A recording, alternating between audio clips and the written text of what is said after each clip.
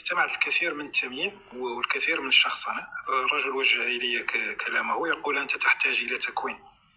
أنا أعرفه شخصيا وكنت أرأسه في منظمة حركة الصحراوي من السلام، كنت أرأس لجنة الإعلام وكان يشتغل فيها، وكنت أجيز أعماله التي تنشر في صفحات الحركة، وأوصيت بأن يعين من بعدي، ولم يسبق أن وجه لي هذه الإساءات بشكل مباشر. كنت ألتقيه وكان مهذب جدا ويبدي لي الكثير من التقدير والاحترام.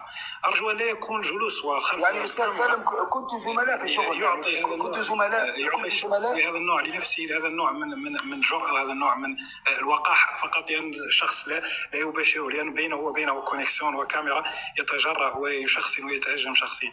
أرجو أن تحترم. أستاذ سالم لست ممن أستاذ بادي أعرفك والتقيتك مباشرة وكنت مهذبا وكنت تتصل بي. شكرا يا سالم وتبدي الكثير من شكرا الاحترام. يا سالم. أنا أقول أستاذ سالم نبقي الاحترام فيما بيننا. أستاذ بادي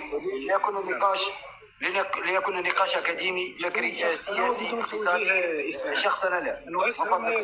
أسهل ما يكون هو أن نسب وأن نشخصن وأن نمارس الوصاية على بعضنا البعض. تحدث عن الموضوع. أنا إذا أردت أن أقيمك شخصيا فسأمسح بك الأرض، تعرفك جيدا. دعنا من الشخص. تمسح بي الأرض إن استطعت. أستاذ سالم لحظة دقيقة. كنت أنت عنصر في لجنة، أنا راسوة، ويعني لو كان من هذا من الجرأة كنت تباشرني بها، لا تقولها لي عبر الهاتف. هذا ليس مستوانا. أنا هو المنحط الذي تعرفه. من فضلك لست من هذا. أستاذ سالم دعنا من الشخصنة ودعنا من التهجم الشخصي، ونناقش الأفكار بهدوء وبتحضر وبرقي إن استطعت. هذا هو التحدي. أما النزول لقاع السفاهة والرعونة فهذا أسهل من أنت تعتقد بأن شعب هو كل تميز لغوي ديني أنثروبولوجي، وبالتالي أنت جاهل بمعنى شعب.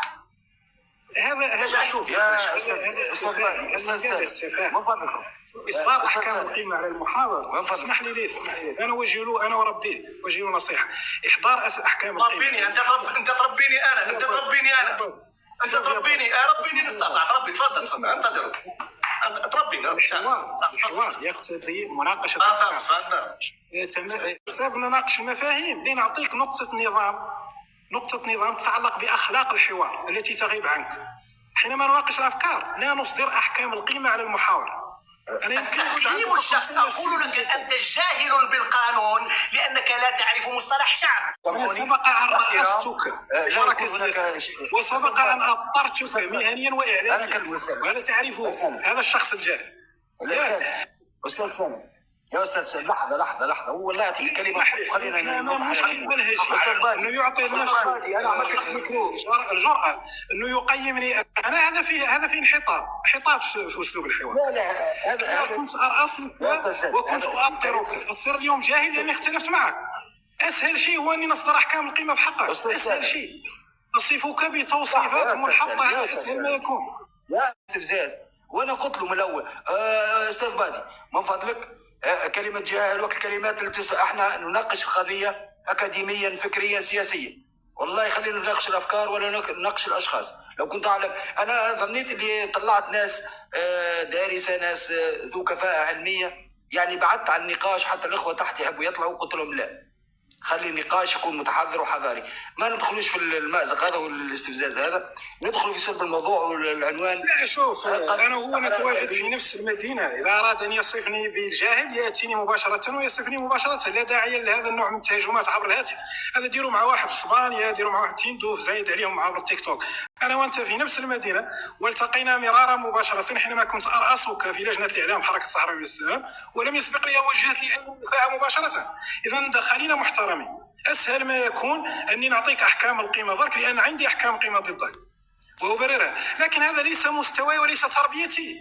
من نعود شكرا مباشرة لنصقل لك شكرا وزنك. ما جينا نناقشوا بادي ولا جينا نناقشوا محمد سالم، جينا نناقشوا قضية وموضوع وجينا نناقشوا بشكل أكاديمي. تقول لي أنت تحتاج إلى تكوين، أنا تعرف عليك كنت مكونة، مش نحتاج لتكوين. كنت أرأسك وأجيز ما تعده من الأعمال إعلامية. تجيني درك تقول لي أنت تحتاج إلى تكوين. شكرا سفاهة. شكرا. انحطاط. اذا نعود للموضوع.